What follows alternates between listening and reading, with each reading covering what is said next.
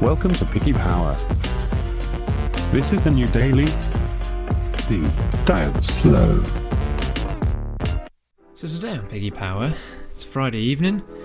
I am tired, it is cold, but due to the lovely road conditions we have around here, one of these new engine mounts, sorry, that's how cold I am, beam mounts, look at this. That plate is not the suspension, but the beam mount, which has completely failed and broken in half. So, let's get it off and put the new one on, I guess. I'll show you it in a minute. Yay! One is the way it should be, one isn't. Put in the comments below, do you think the left is correct or the right is correct? Don't think I need comments to help me understand this one. So yeah, either faulty part, but the roads around here are absolutely atrocious recently. So I'm going to sit something like that. It should sit something like that. There we go. Sorry, camera angle. So, yeah, that's what's happened. It's disconnected. So basically, every time the beam, there's weight coming off the back end, it's going bang, bang, bang. And yeah, it was having some interesting steering characteristics as well, because obviously this was moving around. So, fit this, and we should be done. So it just involved dropping the exhaust silencer out of the way. I've got a wooden beam, cross underneath the two sides, axle in the middle, drop it down, unclip the brake pipes, just allow a little bit of drop, knock the bolts out, new mount will go in, all back together again. In the meantime, we're going to fix that. I'm going to probably put a sleeve of steel around it. I'll chop another piece of old exhaust up, just put it over there. At some point in the game, I'm going to learn how to TIG weld, and I would like to make my own stainless stock system, basically, which would be quite cool. But in time, at the moment, it's pretty good system condition-wise. Other than that, so yeah, I think a bead of weld just blow it. So I'm just going to put a plate over it. Anyway, that'll come in a minute. I'm going to put the mount on, and we'll be done with the suspension. Shiny. All right, there's the patch. Not the best in the world, but it is a common failure on these because it's just where the join is made, and they rust out on the join. So just used a piece of exhaust pipe, cut a little C-section, tapped it on, and welded around it. This welder does not like working upside down, so it doesn't look very good. But it's good enough, to be honest. And there's our nice new mount in there, all back together. So just put the exhaust silencer back on, and the wheels on, and I'm done. Then I get the 206 in, which is a whole other story.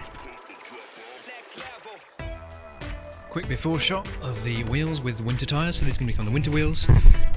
Just been over to Mickey Kellett, big shout out to him. We got our summer tyres on our wheels, which were cleaned by Dave, which I'll show in a video now. So here's our 15-inch Team Dynamics rims. They were on the racetractor, if you've been following this channel long enough. One of the many wheels I ran on that vehicle. And they're basically in the shed since. You can see they're not very old, still got stickers on them and stuff. Now they're not in perfect condition, unfortunately in storage a few chips have occurred here and there. I think they have been, by how much the writing has kind of covered, been maybe painted at some point, powder coated I should say. But basically I asked some of my buddies who run their own detailing, car washing businesses, what's the best stuff on these, because I've never been able to get the proper ingrain like rust off them from all the brake pads I've been burning through. And I said, what product should I get? And he said, well, I'm not far from you on Thursday, I'll come round and I'll give them a go. So we await Dave to come and give them a clean.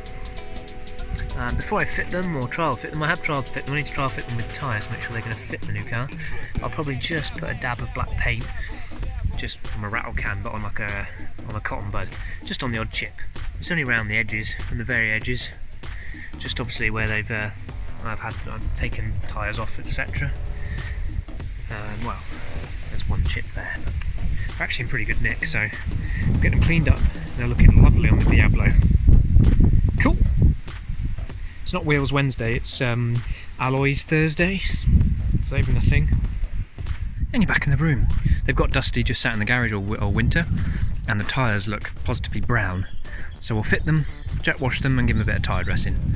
Excited! Racetractor wheels time. Yay!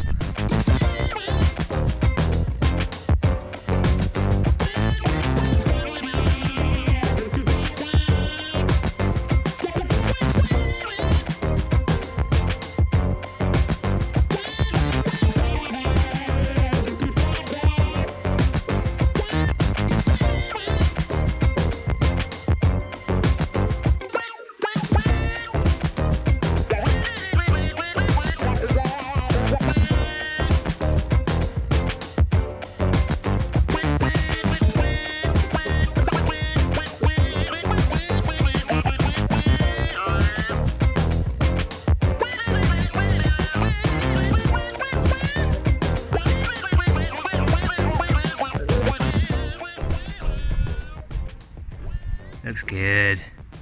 I'm really pleased with the way it looks. It's a bit dark, I'm afraid, now, but I think the gold calipers nicely pop through now.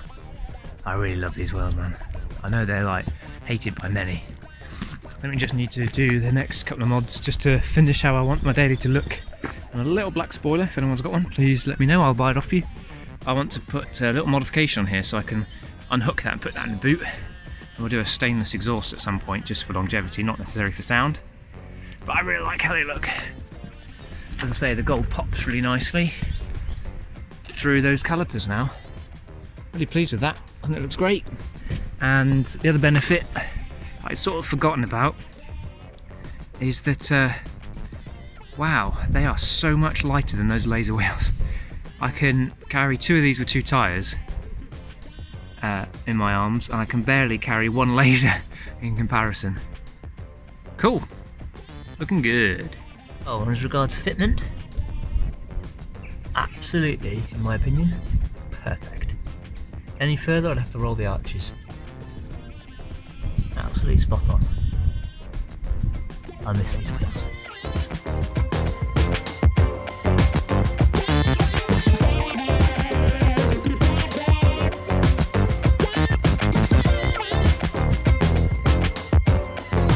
You're an animal.